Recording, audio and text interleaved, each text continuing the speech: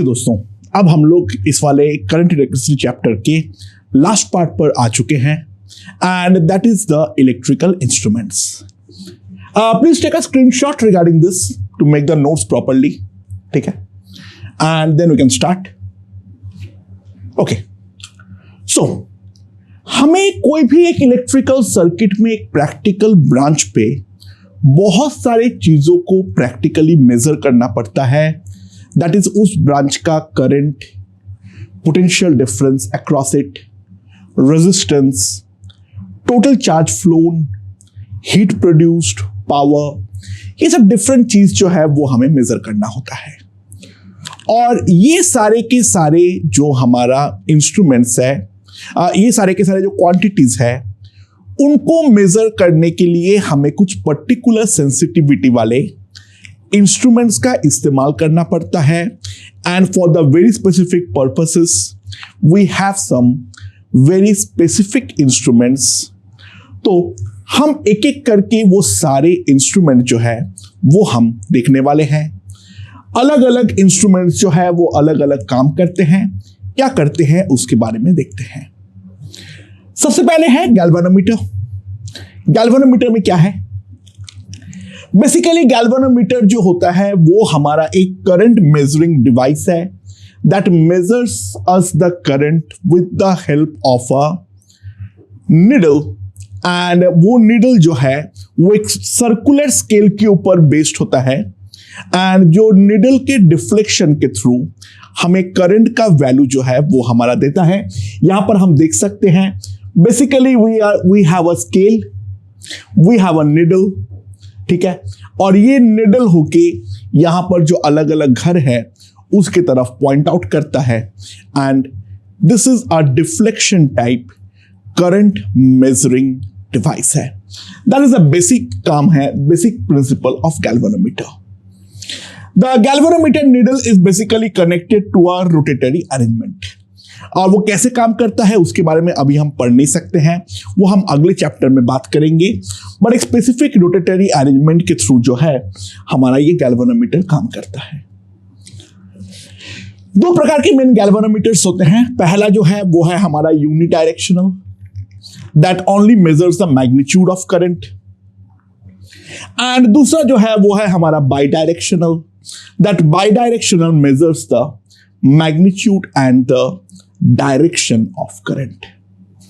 Unidirectional जो है वो केवल और केवल करंट का मैग्नीट्यूड जो है वो हमारा मेजर करता है.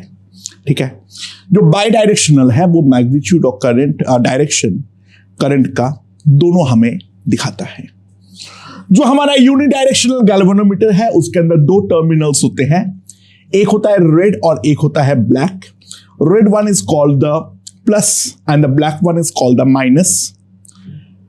हमें पहले से मालूम होना चाहिए जो टर्मिनल है जो दिन दोनों पॉइंट के बीच में कनेक्ट कर रहा हूं, कौन सा वाला पॉइंट हायर पोटेंशियल में है और कौन सा वाला पॉइंट लोअर पोटेंशियल में है. तो जो हायर पोटेंशियल वाला पॉइंट है that always connected to the red terminal and the black वाला जो है टर्मिनल वो हम लोअर पोटेंशियल वाला पॉइंट से कनेक्ट करते हैं. यानी हमें डायरेक्शन ऑफ करंट फ्लो जो है वो हमें पहले से मालूम होना चाहिए, तभी हमारा ये चीज काम करेगा. यहां पे इसका जो स्केल है उसका लेफ्ट पे हमारा 0 होता है. अगर सर्किट में कुछ कनेक्टेड नहीं है तो निडल जो है वो अपने आप को 0 के साथ अलाइन रखता है. और वो गैल्वेनोमीटर मैक्सिमम जो करंट मेजर कर सकता है, नॉर्मली वो 5 मिली एम्पियर होता है. वो स्केल का दूसरा राइट एंड होता है, that is the maximum amount of current that can measure. उससे ज्यादा मेजर करने जाएंगे हमारा निडल जो है वो टूट जाएगा. ठीक है, right. So basically depending upon जो निडल हमारा कितना डिफ्लेक्शन दे रहा है, हमें करंट जो है वो हमें मिल जाएगा with the help of the scale. ठीक है, अच्छा. जो हमारा बाई डायरेक्शनल होता है उस पे दोनों टर्मिनल ब्लैक होता है. हमें पहले से मालूम नहीं रखना पड़ता है जो कौन सा वाला पॉइंट हायर पोटेंशियल में है और कौन सा वाला लोअर पोटेंशियल में है. इसमें 0 जो होता है वो बीच में होता है और दोनों साइड में जो हमारा maximum range of current flow है वो हमारा मार्क्ड होता है। यहां पे जैसे देख सकते हो दोनों तरफ 5 मिली एम्पियर 5 मिली एम्पियर है। जो हमारा निडल है वो बीच वाला पॉइंट पे मार्क होता है, जो हमारा बीच वाला पॉइंट होता है उसमें मार्क होता है अगर कुछ फ्लो नहीं कर रहा है। एंड नाउ स्विंग किस तरफ हो रहा है और कितना हो रहा है, इससे हमें मैग्नीट्यूड और डायरेक्शन दोनों मिल जाएगा।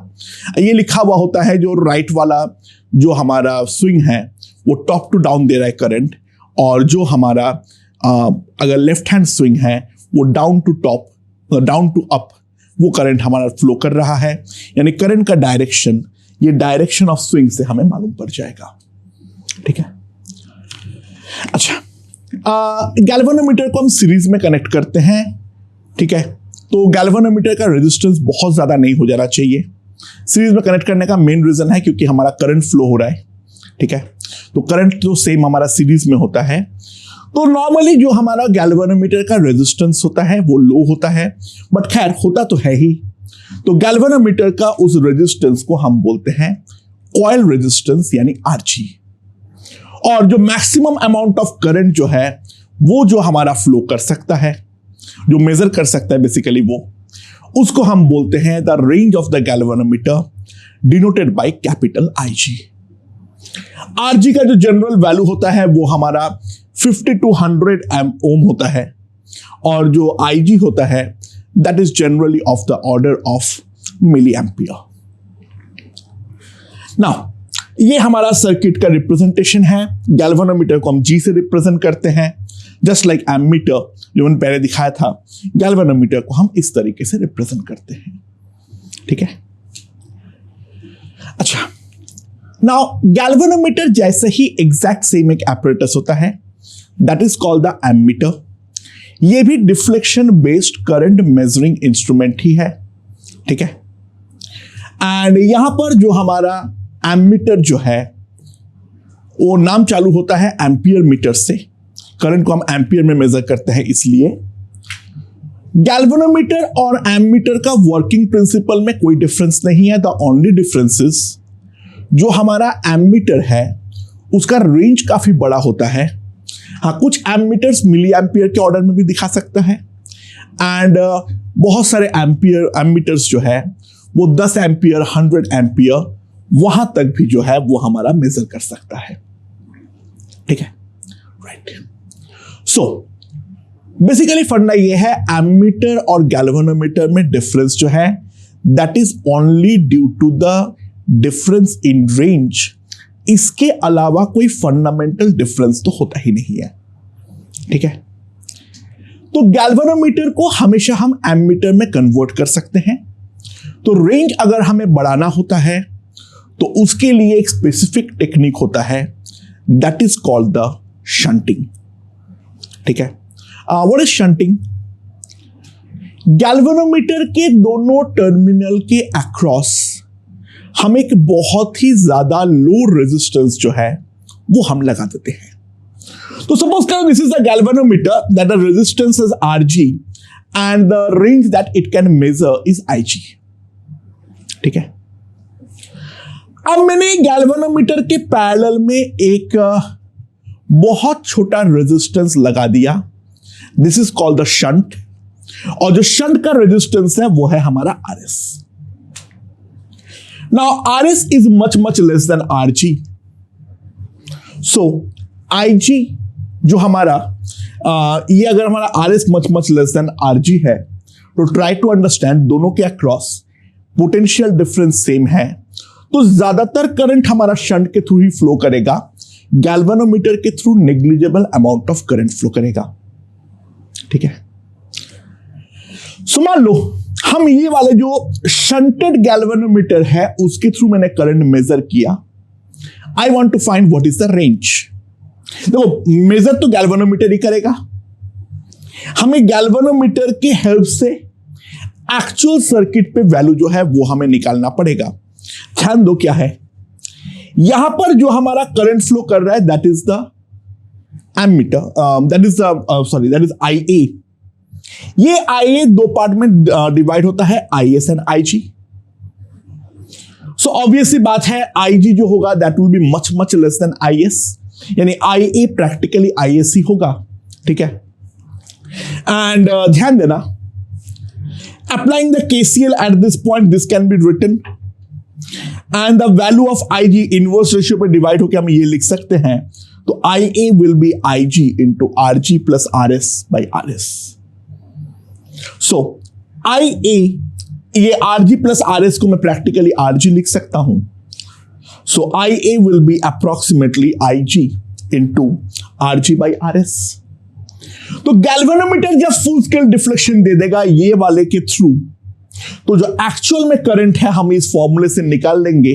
We know the shunting resistance, we know the galvanometer resistance, simple ये वाला फॉर्मूला लगा देंगे तो हम सर्किट में करंट निकाल देंगे। यानी ये ओवरऑल कॉम्बिनेशन जो है that basically works as ammeter. अच्छा, एमीटर वाले केस पे ये ऑलरेडी फॉर्मूला लगा के ये स्केल को बनाया जाता है, that's the only thing. Otherwise अगर हमारे पास गैल्वेनोमीटर है, बाय सिंपल शंटिंग उसको हम हमेशा एमीटर की तरह काम तो करवा सकते हैं, ठीक है। सो ऑब्वियसली बात है, हम देख सकते हैं जो हमारा रेंज ऑफ मेजरमेंट है वो हमारा सब्सटेंशियली इंक्रीज किया है।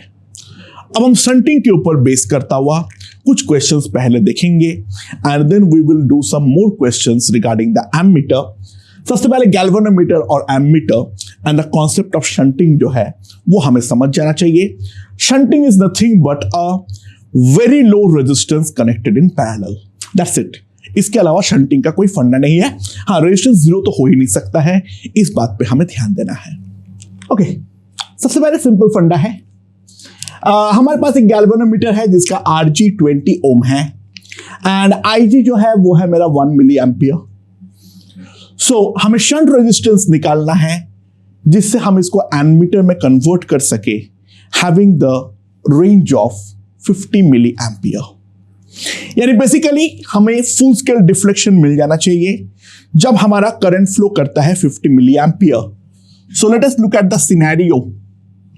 We have a galvanometer over here, this is the RG, and we also have a shunt like this, RS। इसके थ्रू जो करंट है वो हमारा है IA। यहां पर फुल स्केल डिफ्लेक्शन जब आएगा तो उसी टाइम पे गैल्वेनोमीटर के थ्रू भी हमारा IG करंट फ्लो कर जाना चाहिए। एंड नाउ ध्यान देना, इसके थ्रू जो करंट होगा that will be nothing but IA minus IG। इसके थ्रू जो हमारा करंट होगा that will be nothing but IA minus IG, ठीक है। So what I can write is IG into RG will be equals to IA minus IG into RS। So try to understand, IG हमारे पास कितना है 1 milli ampere and RG का value कितना है 20, IA है 50 माइनस 1 तो that will be 49 into RS। तो RS approximately will be 0.4 ohm. तो जो हमारा शंट रेजिस्टेंस होना चाहिए that will be simply 0.4 Om.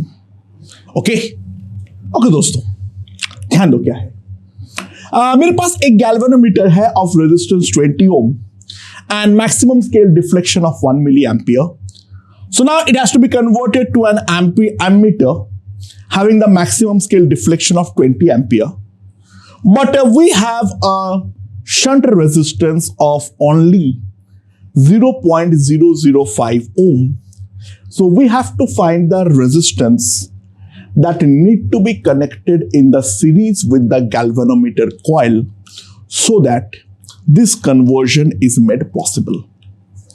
By the way, अगर हमारा केवल shunt मतलब if only shunt is added, अगर हम केवल और केवल शंट जो है उसको हम ऐड करते हैं, ठीक है। So in that case what will happen, अगर हम ध्यान दें तो जो हमारा IA होगा that will be equals to IG into RG by RS। इतना RG जो है वो है हमारा 20 और RS जो है वो है मेरा 5 into 10 to the power of -3 if we see that will be equals to 4 ampere। थोड़ा बहुत एरर में कर रहा हूं, भाड़ में जाए, ठीक है, थोड़ा बहुत कैलकुलेशन में एरर कर रहा हूं। अगर एग्जैक्ट कैलकुलेट करने बोलेगा तो फिर मैं RG प्लस RS अप्लाई करूंगा, अदरवाइज जो है कोई जरूरत नहीं है सच। This formula works pretty well. तो अगर मैं केवल शंट को मैं ऐड करता हूं तो वो जो हमारा मैक्सिमम स्केल डिफ्लेक्शन देगा वो तो हमारा 4 एम्पियर का ही देगा, ये 20 पे तो कन्वर्ट होगा ही नहीं। So try to understand what we have to do is, ये हमारे पास गैल्वेनोमीटर है और उसके साथ सीरीज पे मैंने एक अननोन रेजिस्टेंस R को लगाऊंगा और फिर मैं शंट के थ्रू कनेक्ट करूंगा। ये जो है दिस इज माई RG, और अब जब यहां से मैं 20 एम्पियर छोड़ूंगा तो यहां पर मेरा IG जो है वो हमारा हो जाना चाहिए। Now we have to realize, इसके साथ जो मैंने सीरीज पे कनेक्ट किया हूं, अगर हम ध्यान दें तो ये जो पूरा चीज है वो effectively a galvanometer of RG plus R की तरह काम कर रहा है। तो हम सिंपली एक चीज लिख सकते हैं, IA that is 20 will be IG यानी 10 to the power -3 into RG plus R divided by R shunt that is 5 into 10 to the power -3। तो यहां पर हमारे पास जो आ जाएगा 20 plus R will be equals to 100, यानी R जो होगा, जो हमें सीरीज पे कनेक्ट करना पड़ेगा, that must be equals to 80 Om.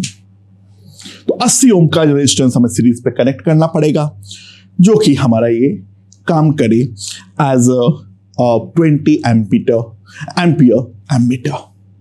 Okay दोस्तों, अगला क्वेश्चन देखते हैं, a bit tougher one।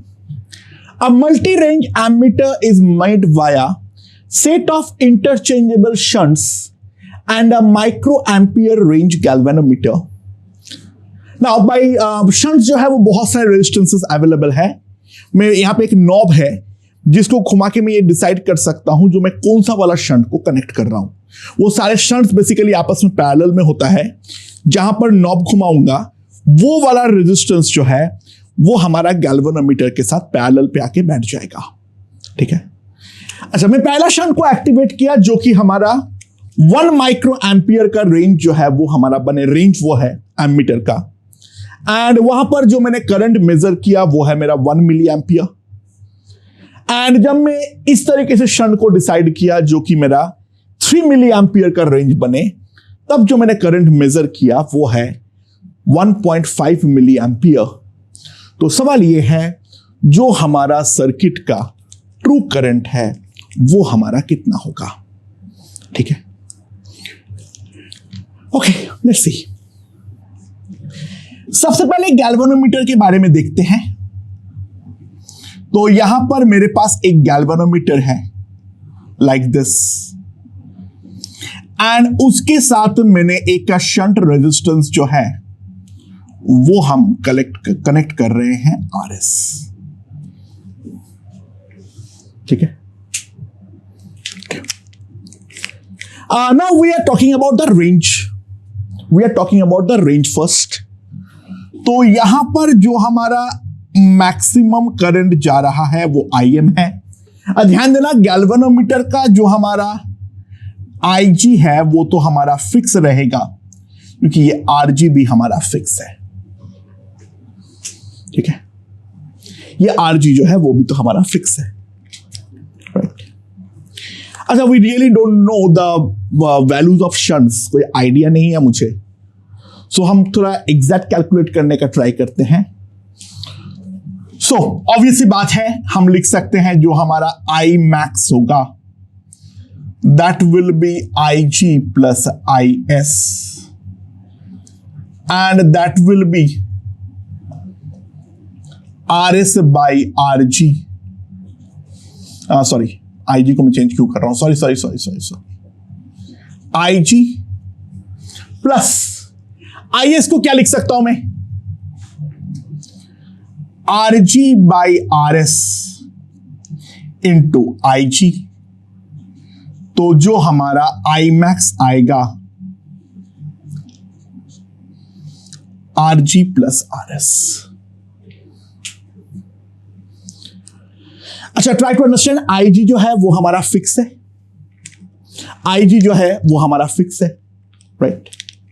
And I जी अगर हमारा फिक्स है तो वहां पर जो अगर हम ध्यान दें तो वो आई जी फिक्स होने के कारण this quantity is invariant, but R S को बदल के मैं अपना मैक्सिमम रेंज को तो डेफिनेटली बदल सकता हूं। सबसे पहले 1 मिली एम्पियर का किए थे हमने, ठीक है, सबसे पहले हमने 1 मिली एम्पियर का किए थे। सो 1 मिली एम्पियर, आईजी भी मेरा मिली एम्पियर पे ही मेजर होगा, 1 plus R G by R1 पहला शंट, और दूसरा अगर हम ध्यान दें तो 3 विल बी इक्वल्स टू आई जी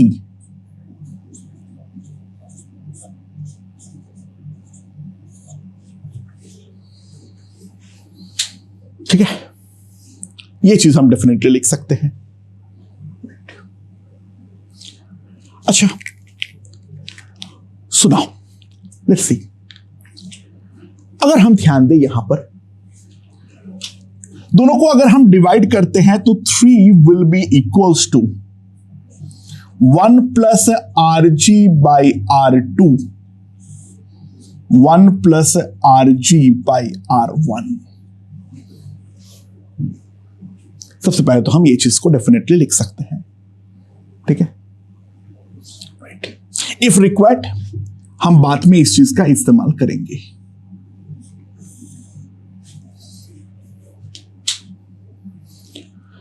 अच्छा, तो मुझे कोई एक सर्किट का ट्रू करंट को मेजर करना था, बट ये वाले ने आके क्या किया है, जो ऑब्वियसली हमारा सर्किट का जो इक्विवेलेंट रेजिस्टेंस है उसको डेफिनेटली हमारा गड़बड़ कर डाला है, ठीक है, यहां पर डेफिनेटली हमारा गड़बड़ कर डाला है, वो बात तो हमारा फिक्स है, राइट। तो ट्रू करंट तो कभी भी फ्लो ही नहीं हो रहा है, क्योंकि ये वाला पार्ट जो है वो सर्किट का इक्विवेलेंट रेजिस्टेंस पे हाथ डाल दिया है। अच्छा, जो हमारा सर्किट है without any loss of generality, जो मेरा ओरिजिनल सर्किट है वो मैं डेफिनेटली ये मान सकता हूं, जो हमारे पास कोई एक बैटरी है और बाकी सर्किट का कोई आर इक्विवेलेंट है, और यहां पर हमारा कुछ करंट फ्लो कर रहा है लाइक आई नॉट, एंड ये है वो टर्मिनल जिसके अक्रॉस हमारा ये कनेक्ट हो रहा है, ठीक है। सर्किट का जो हमारा V इक्विवेलेंट है उस पर तो कभी हाथ ही नहीं लगने वाला है, ये तो हमारा फिक्स ही है। बेसिकली ये थेवेनिन्स के फंडे में लगा अप्लाई कर रहा हूं, ये हमारा इक्विवेलेंट सर्किट है, ये आई नॉट जो करंट है जो एक्चुअली हमें मेजर करना था वो चीज हमने देखे हैं। अच्छा, आई नॉट का वैल्यू क्या है, V equivalent by R equivalent.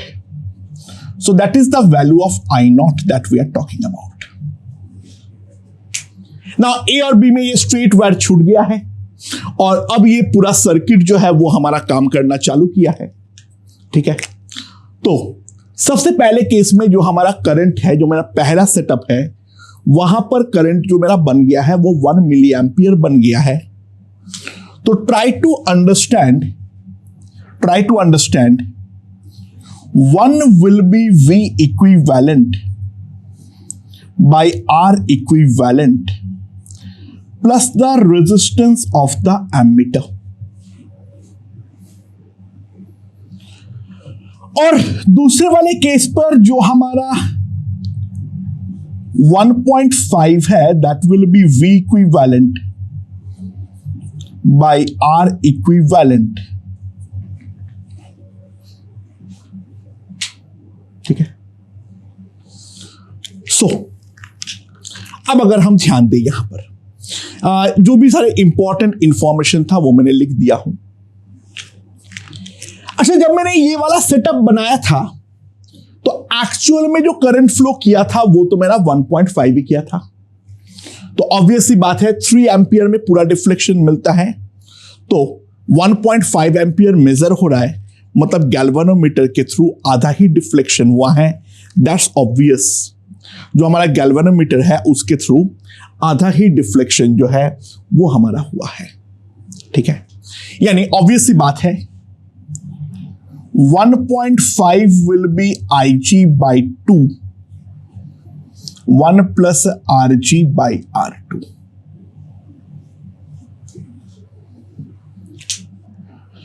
This is what I can write। ठीक है। अच्छा, एक बार के लिए मैं काम करता हूं, शंट रेजिस्टेंस को नेग्लेक्ट करता हूं इन टर्म्स ऑफ Rg, क्योंकि मोस्ट प्रॉब्ली थोड़ा कॉम्प्लिकेट हो रहा है कैलकुलेशन को।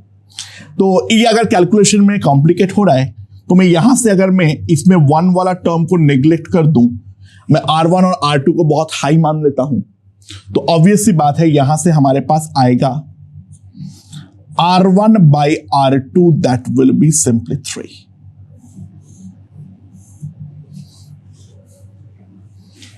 एंड ट्राई टू अंडरस्टैंड, ये Rg यानी हाई रेजिस्टेंस के पैरेलल में, क्योंकि Rg is much much higher than the shunt resistance, मैं Rs का अगर मैं पैरेलल करता हूं तो इक्विवेलेंट रेजिस्टेंस तो हमारा Rs ही बनने वाला है इस वाले पार्ट का। यानी अगर हम ध्यान दें, what we can see is this can be written as a V equivalent by R equivalent plus R1। And दूसरे वाले केस पे 1.5 will be V equivalent by R equivalent plus R2। Now we are interested in V equivalent by R equivalent। So पहला equation जो हमारे पास बना है that is R equivalent plus R1 is equals to V equivalent, और दूसरा बना है R equivalent plus R2।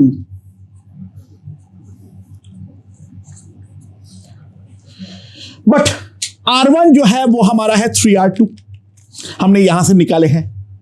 Shunt के लिए एक बार नेग्लेक्ट कर दो, ठीक है, क्योंकि कैलकुलेशन काफी लंबा पड़ रहा है। ठीक है, सो मोस्ट प्रोबेबली वो नेग्लेक्ट हो जाएगा। लेट्स सी क्या होता है। सो R1 by R2 is 3, तो R1 is 3R2, तो उसको काटने के लिए जो मेरा इक्वेशन है यहां पर इंटू 3 कर देता हूं मैं। सो मेरे पास ये नया इक्वेशन बनेगा 3R equivalent plus R1 equals to 2V equivalent. और अब ये वाला इक्वेशन से ये वाला इक्वेशन को सब्सट्रैक्ट कर दो तो हमारे पास आ जाएगा V equivalent will be 2 into R equivalent। So I naught is simply equals to 2 milliampere। Obviously ये वाला assumption ले लेना हमारे लिए सही रहेगा, तुम पहले से लेकर चल सकते हो, बट बेटर ये है जो कॉम्प्लेक्सिटी देखते हुए हम ऑन द स्पॉट जजमेंट लिए हैं। अदरवाइज जो है बाकी पूरा मेथड जो है मेरे ख्याल से समझ में आ चुका है।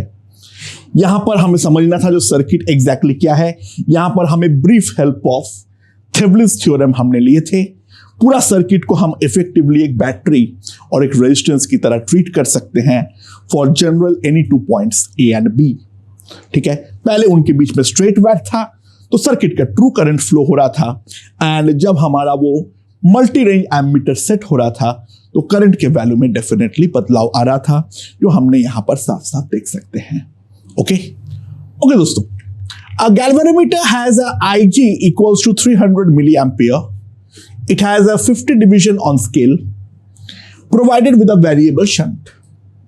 ठीक है, the whole thing is connected with a cell of EMF E, resistance small, internal resistance है 10 ohm और एक external resistance भी है 90 ohm। ये सारे के सारे सीरीज में कनेक्टेड है।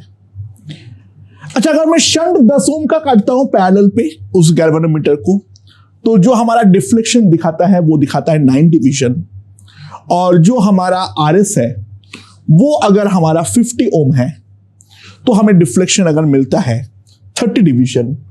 We have to find the R G and E. अच्छा, यहाँ पे जो शंट है वो बहुत बड़े रेजिस्टेंसेस है, यहाँ पर तो हम बिल्कुल भी नेग्लेक्ट नहीं कर पाएंगे। ठीक है, यहाँ पर तो ये 1 वाला फैक्टर पे हमें ध्यान रखना ही पड़ेगा। सबसे पहले हम इस बात को रियलाइज करें। तो व्हाट इज द सिनेरियो, यानी ओवरऑल तो ये हमारा 100 ओम का रेजिस्टेंस हो गया है, ये ई है, फाड़ में अलग से देखने की तो कोई जरूरत नहीं है। और ये वाला पूरा सिस्टम जो है वो हमारा एक गैल्वेनोमीटर के अक्रॉस कनेक्टेड है, और इस गैल्वेनोमीटर के साथ एक वेरिएबल शंट जो है वो हमारा कनेक्टेड है, something like this. So this is the scenario जो हम लोग साफ साफ देख सकते हैं। And now let's see. अच्छा, 50 डिवीजन equals to 300 milliampere। तो जो हमारा 1 डिवीजन है that is equals to 6 milliampere, that implies 9 division equals to 54 milliampere and 30 division is equals to 180 milliampere।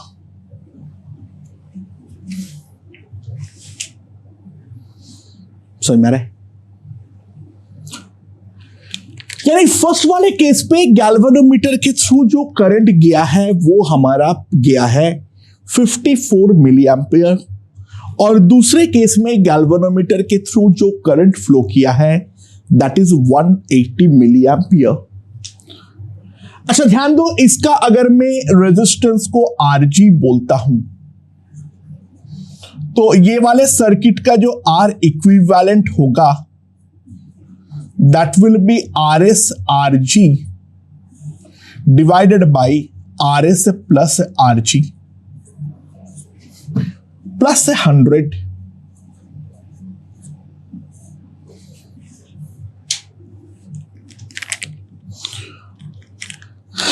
सो जो हमारा करंट फ्लो करेगा यहां पर आई, तो आई मेरे पास सिंपली हो जाएगा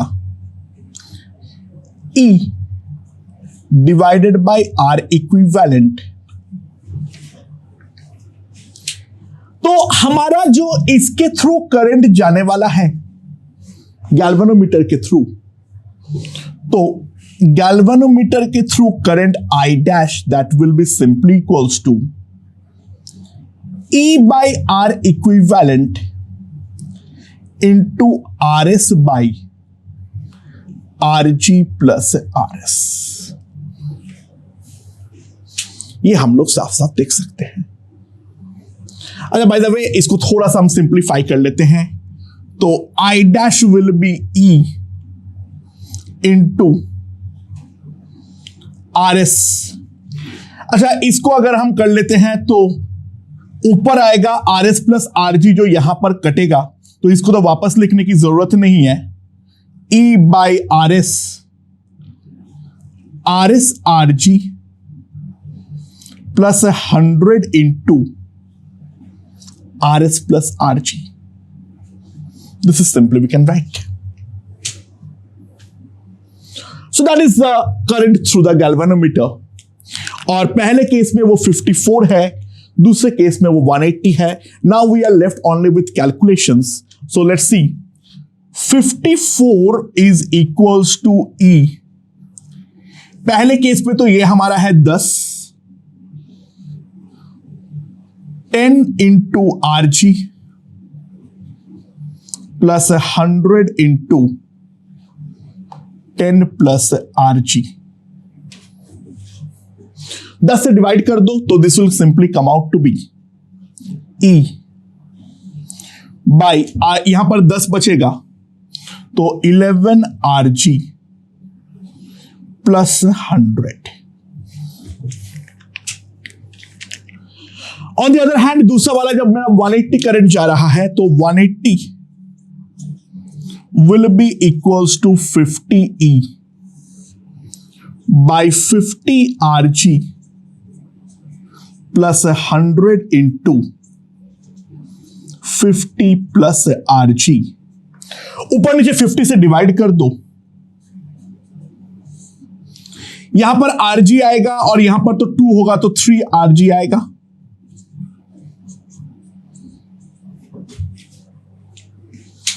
ठीक है, तो फर्स्ट स्टेप में ऑब्वियसली बात है हमें जो करना चाहिए इन दोनों को डिवाइड कर देना चाहिए, क्योंकि हमारा E जो है वो तो हमारा एलिमिनेट हो जाए। सो 180 by 54, so that is 10 by 3। This divided by this किया था, सो 11 RG plus 100 divided by 3 RG plus 100। So 30 RG plus 1000 will be 33 RG plus 300। तो 3 RG का वैल्यू हमारे पास आ जाएगा 700। तो RG will be 700 by 3 ohm। So the first part is done. The galvanometer has a resistance of 700 by 3 ohm। And by the way, यहां पर वो assumption बिल्कुल नहीं ले सकते थे, ध्यान देना। जैसे ही शंट रेजिस्टेंस 10 ओम 50 ओम इस प्रकार के बारे में बात कर रहा है तो तुरंत समझ जाओ जो now we are in trouble, we cannot neglect। And current जो है वो हमारा सब्सटेंशियली बदल गया है, कहां 54 कहां 180। यानी बहुत सिंपल सी बात है, हम देख सकते हैं जो this is going to be a substantial resistance. Obviously इसके सामने 50 को नेग्लेक्ट करना थोड़ा सा बेवकूफी तो होने वाला है यार, 4 से 5 गुना ही है, तो यहां पर हम नेग्लेक्ट तो नहीं कर सकते हैं। And by the way last में हमें RG का वैल्यू जो है वो हमें पुट कर देना है, तो किसी भी एक में पुट कर दो तो हमारे पास जो आ जाएगा, इस वाले पे अगर मैं पुट करता हूं, क्योंकि E will be 180 into 3 RG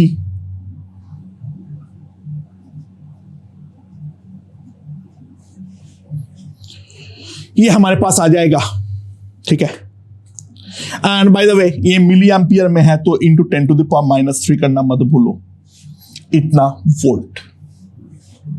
ठीक है, इतना वोल्ट, यहां पे तो मिली एम्पियर में था ये, तो दिस विल बी द इतना वोल्ट होगा, अदरवाइज मिली वोल्ट पे वो होता भागर। यहां पर है 0 खत्म हो जाएगा और यहां का 2 0 खत्म हो जाएगा, तो हम सिंपली देख सकते हैं 18 into 8, so that will be 144 volt। so that is the EMF of the cell। Okay दोस्तों, ये वाला क्वेश्चन देखते हैं क्या बोला है। जो हमारा गैल्वेनोमीटर है उसका RG जो है वो हमारा 25 ओम है और IG जो है वो है हमारा 10 मिली एम्पियर। ठीक है, यानी full scale deflection 10 milli ampere में मिलता है। The meter behaves as an ammeter of different ranges. ठीक है, एंड उसके लिए हमारा 3 टर्मिनल्स जो है वो हमारा एडेड है, R1 R2 R3 are in series. And जब मैं OP के अक्रॉस कनेक्ट करता हूं तो it becomes an ammeter of range 10 ampere। If I connect the across the OQ, then it becomes a ammeter of range 1 ampere. And if it is connected across OR, then the range becomes 0.1 milliampere, 0.1 ampere. We have to find R1, R2 and R3. सबसे simple है O और R के across connect करना, क्योंकि वहां पे R1, R2, R3 तीनों हमारा सीरीज पे आ जाएगा। यानी अगर हम OR अक्रॉस OR देखें, so what will be the equivalent circuit? Try to understand, यहां पर हमारा RG है और यहां पर ऊपर है मेरे पास R1 plus R2 plus R3, ये हमारे पास है। एंड यहां पर जब मैं 0.1 एम्पियर डालूंगा तो यहां से मेरे पास आ जाएगा 0.01 एम्पियर, 10 मिली एम्पियर का आ जाएगा फुल स्केल डिफ्लेक्शन। अच्छा, 0.1 के सामने 0.01 को नेग्लेक्ट नहीं कर सकता हूं, so try to realize it will be 0.09. So what I can simply write is 0.09 R1 plus R2 plus R3, that will be 0.01 into RG, that is 25. यानी R1 plus R2 plus R3, that will be 25 by 9 ohm. The first relation that we can write is simply this.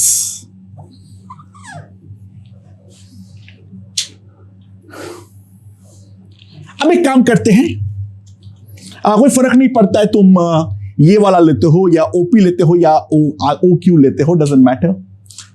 अपनी मर्जी से कोई भी एक ले लेता हूं, मान लेता हूं अक्रॉस OP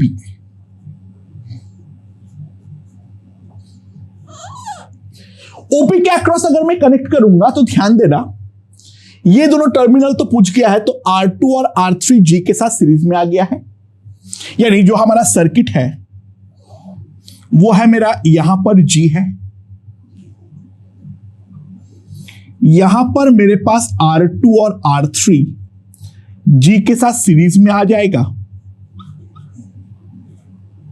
और ये मेरे पास R1 होगा। जब यहां पर 10 एम्पियर पास करेगा,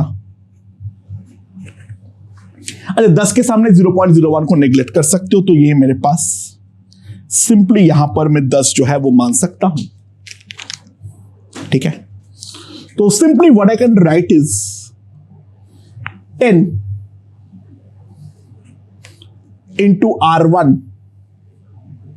will be 0.01 into R2 plus R3 plus 25. So, मैं अगर ध्यान देता हूं तो यहां पर आ जाएगा मेरे पास 1000 R1, that will be 25, and R2 plus R3 can be simply written as 25 by 9 minus R1. So 1001 R1 will be simply 250 by 9. 1001 is practically 1000. Come on, 1001 is practically 1000. तो यहां से हमारे पास R1 का वैल्यू डायरेक्टली आ जाएगा 1/36 ओम। ठीक है, and now last जो है वो हम कनेक्ट करते हैं अक्रॉस OQ। तो अक्रॉस OQ अगर हम देखें तो R3 and G will be in series and R1 plus R2 will be in parallel with it. Yani the scenario will be something like this.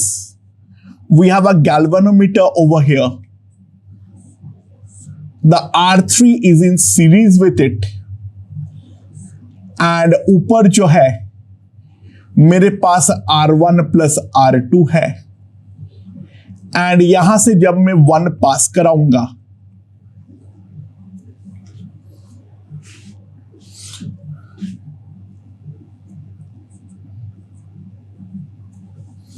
लगभग 1 ही है, doesn't matter. So what I have is that 0.99 will be 0.01 25 plus R3. तो 99 into 25 minus R3. Sorry, 25 by 9 minus R3. That will be 25 plus R3. तो यहां से अब मेरे पास R3 का value हो जाएगा, सो 100 R3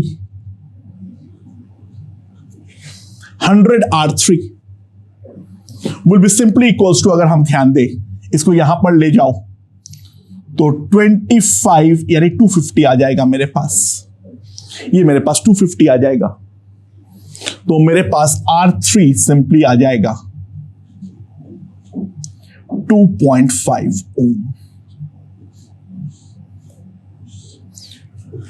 एंड R3 आ गया है, R1 आ गया है, तो हम यहां से सिंपली निकाल लेंगे R2. That will be 25 by 9 minus 1 by 36 minus 5 by 2. तो अगर हम कंप्यूट करें, this will be 100 minus 1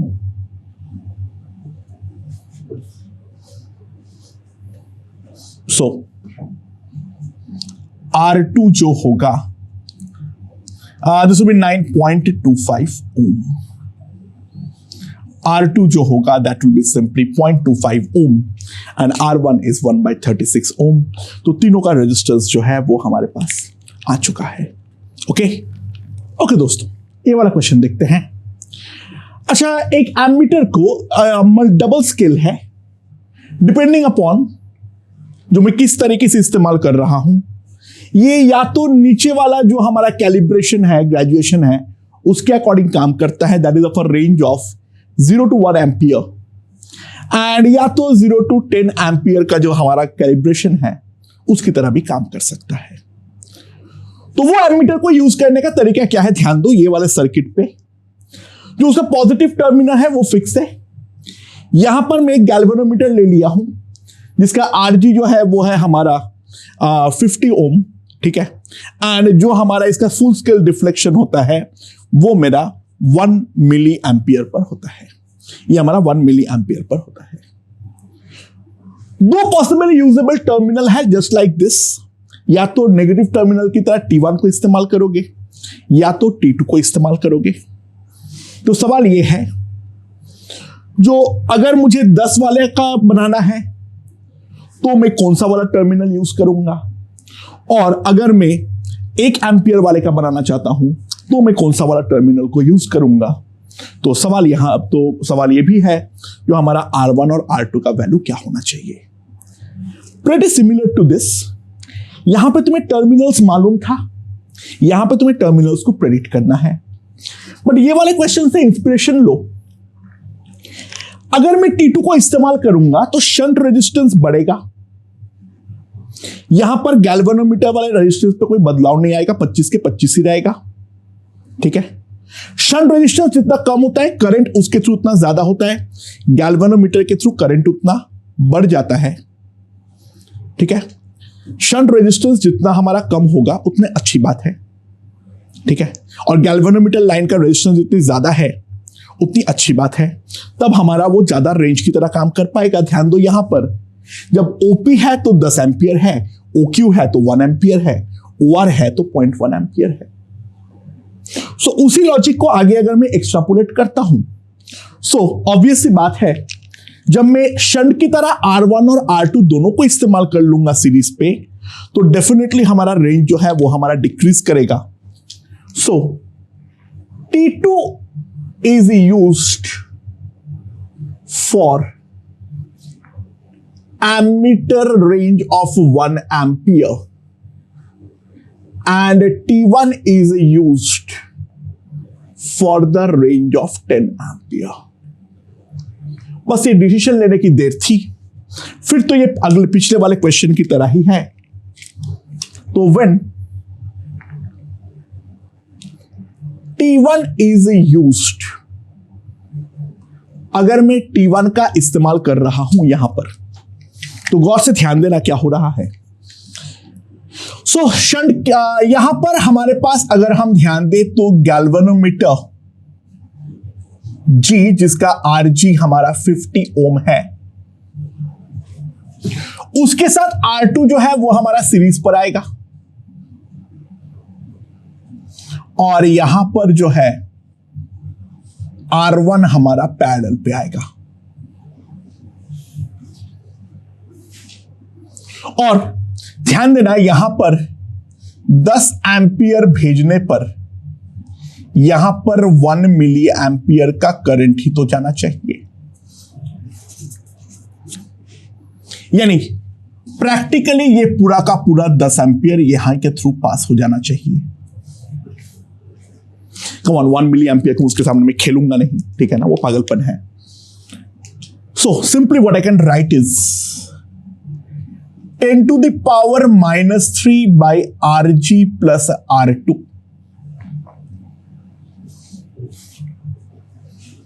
will be simply equals to 10 into R1. That is the first relation that I can simply write. और दूसरा वाला, when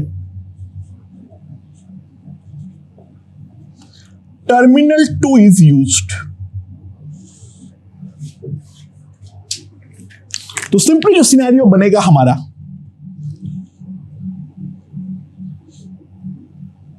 ये Rg है और उसके साथ पैरेलल पे R1 प्लस R2 बैठा हुआ है। जब मैं यहां पर से 1 एम्पियर भेजूंगा तो यहां पर 1 मिली एम्पियर ही जाना चाहिए, यानी प्रैक्टिकली पूरा ये 1 एम्पियर यहां पे चला जाना चाहिए। यानी simply what I can write is 1 into R1 plus R2, that will be Rg, that is 50 into 10 to the power -3, यानी what I have is R1 plus R2 will be 0.05 ohm। So R1 और R2 दोनों ही बहुत ज्यादा छोटा होगा। Obviously बात है, R2 का मैक्सिमम वैल्यू 0.05 है, ये हो नहीं सकता है। तो प्रैक्टिकली मैं इसको एक चीज लिख सकता हूं, that is 10 to the power -3 into Rg will be 10 into R1। तो R1 यहां पर हमारे पास आ गया है 5 into 10 to the power -3 Om. R1 का वैल्यू यहां से आ चुका है, एंड R1 प्लस R2 का वैल्यू अगर मैं देखूं तो 50 into 10 to the power -3 ओम। तो हमारे पास यहां से R2 का वैल्यू जो है that will be equals to 45 into 10 to the power -3 ohm। तो यहां से हमें R1 और R2 दोनों का वैल्यू जो है वो आसानी से हमने निकाल लिए हैं। मेरे ख्याल से ये बेसिक फंडा जो है वो हमें समझ में आ चुका है। तो शंटिंग वगैरह का एक आइडिया जो है प्रीलिमिनरी लेवल पे हमें लग चुका है। एमीटर वगैरह का और सवाल मैं कराऊंगा, लेकिन एक शंटिंग का बेसिक आइडिया जो है, मल्टी टर्मिनल एमीटर कैसे बनाता है उसका आइडिया भी हमें यहां पर प्रॉपर तरीके से लग चुका है। ओके।